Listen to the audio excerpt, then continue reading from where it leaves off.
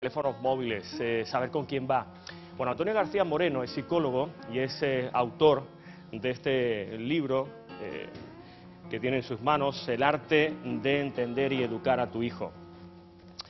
Antonio, este rincón que nosotros tenemos aquí de los amos y de las amas de casa, aparte de que todo lo que digo es muy serio y además pruébenlo en casa porque es absolutamente verdad, pero sirve también para visualizar que los hombres debemos concienciarnos de que la tarea de las casas es de todo y que no es solo de la mujer.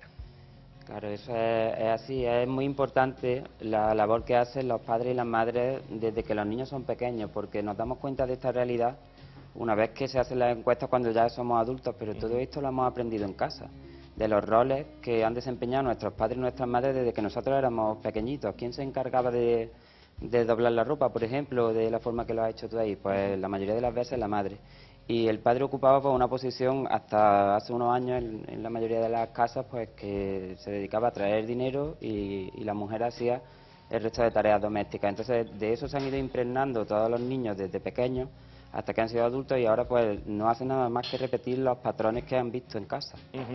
Antonio García es autor de este libro, El arte de educar, de entender y educar a tu hijo, desde el nacimiento a la adolescencia. Yo estuviste aquí la semana pasada también, pero hubo muchas cosas que se quedaron fuera. Estábamos hablando, por ejemplo, de esa encuesta que hemos aprendido, hemos sabido, hemos conocido hace muy poquito, del 33% de los jóvenes que considera aceptable controlar a su novia, a su amiga, en fin, a su mujer o a su chica, ¿no? No estamos haciendo las cosas bien. Sí, la verdad es que algo falla, porque esto considero que es una cosa que no solo viene de la familia, sino de la sociedad en general. Se está todavía, aunque está cambiando desde hace unos años hacia acá, pero en todas las películas, incluso en los anuncios de televisión, vemos que al hombre y a la mujer se les trata de forma muy diferente. Tanto de imagen como en general. O sea, la mujer casi siempre es como una especie de objeto. Para un anuncio por ejemplo, de yogur, sale una mujer desnuda, pero no sale un hombre desnudo. Es cierto, sí, eso lo vemos a diario en las televisiones, ¿no? Y en el imaginario visual de las películas y todo eso. ¿Eso el adolescente, cuando ya se llega a adolescente, se puede hacer algo o el adolescente ya está demasiado viciado? Siempre se puede hacer algo, pero es verdad que debemos cambiar desde la base, debemos empezar a trabajar con los niños desde pequeñitos, sobre todo ofreciéndoles un modelo en casa en el que vean que el padre y la madre actúan por igual, tanto en las tareas como en la relación, porque es importante también que vean que la relación es igualitaria, o sea, que no hay uno que mande más que el otro, sino que se llegan a acuerdos y se resuelven los problemas así, pero si no lo hemos hecho de pequeños, pues porque no teníamos ese conocimiento, en la adolescencia aún se pueden educar a las personas. Nosotros seguimos teniendo esa capacidad de aprendizaje incluso de adultos. Entonces es bueno pues enseñarles tanto en los centros escolares como fuera de ellos que las relaciones son entre personas, entre iguales. Antonio, ¿ocurre eso también entre los propios padres, por ejemplo, que tienen lo que se llama la parejita, es decir, tienen a un niño y una niña, se les educa igual o se les debe educar igual? Yo pienso que desde hace unos años hacia acá hay más conciencia y lo intentan hacer la mayoría de los padres con más igualdad, pero siempre hay detalles que se escapan, como por ejemplo a un niño normalmente se le permite que se caiga más, que haga cosas, que emprenda más acciones, y a la niña siempre se le ve como un poco más comedida. Si un niño le da un empujón a otro, pues es como que, aunque no nos guste, pero no nos parece la misma. Es un machote, ¿no? Eso es, que si lo hace una niña, que como que le reprendemos con más firmeza. Entonces ese tipo de cosas que a lo mejor son pequeñas, que no nos damos cuenta en el día a día, van coaccionando un poco la forma de ser de uno y de otros, por eso luego existen esas diferencias cuando crecen.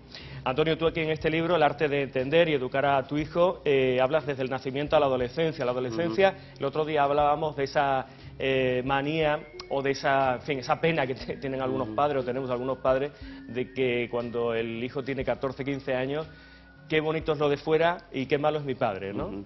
Decías que era algo normal, sí. Pero ¿se puede de alguna manera manejar? ¿Cómo debemos tomárnoslo? Sí, bueno, pues con mucha paciencia y con flexibilidad, porque es una de las características que tiene el pensamiento adolescente. Ellos pues fomentan mucho las relaciones sociales en esa época y construyen su identidad.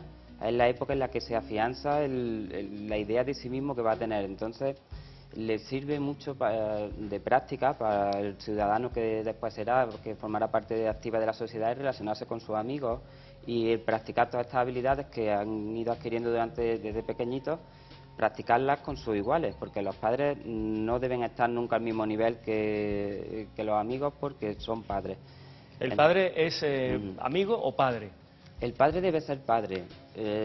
Yo creo que no debemos confundir el entablar una relación de confianza, de cariño y ese afecto que hablábamos en el otro programa, que nunca debe faltar, con la firmeza y el rol que tiene que tener el padre. El adolescente, a pesar de que piense de forma muy parecida a un adulto, necesita que lo guíen. Ellos van a experimentar con sus habilidades, con todas sus nuevas capacidades que tienen de entender la realidad, pero se van a equivocar porque no tienen la experiencia que tienen los adultos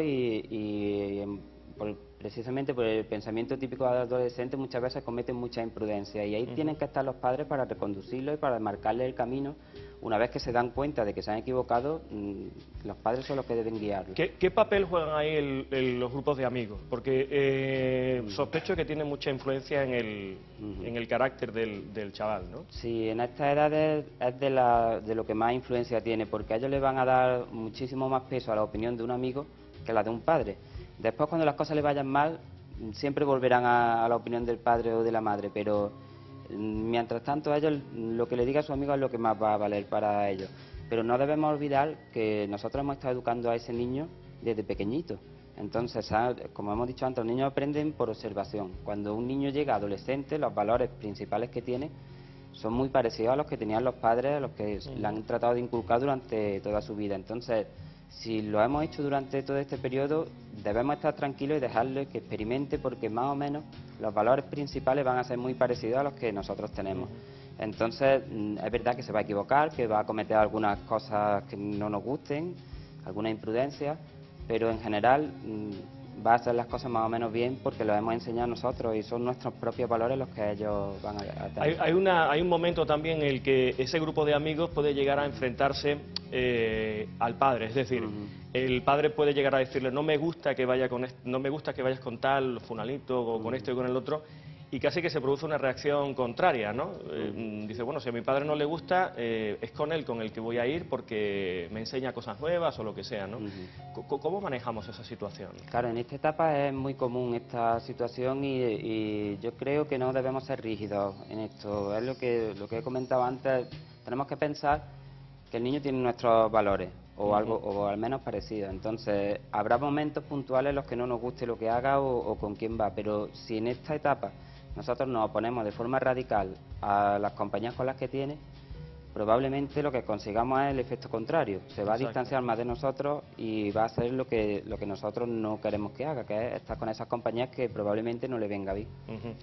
Pues Antonio García Moreno, en la adolescencia, por cierto, también el amor debe estar presente, supongo, ¿no? Sí, eso nunca Aunque no quieran darnos ya besos. Nunca debe faltar, es algo que en esta etapa se produce un distanciamiento porque ellos buscan a los amigos, les da como más vergüenza estar con los padres, pero ellos deben percibir que el padre y la madre siempre están ahí. Que si les ocurre algo, el amor incondicional y esa estructura que siempre han tenido esa familia no les va a faltar. Es algo imprescindible que les va a servir de guía para volver una y otra vez, cada vez que se equivoquen, al camino correcto que nosotros queremos marcarles. Incluso cuando uno es adulto, vuelve a su madre y a su padre a buscar consuelo. Bueno, el arte de entender y educar a tu hijo desde el nacimiento a la adolescencia. Antonio García Moreno, muchísimas gracias. Te esperamos otro día porque el índice de este libro da para muchas charlas. Así que muchas gracias y seguimos adelante con un documental que tiene que ver mucho también con los valores en este caso de los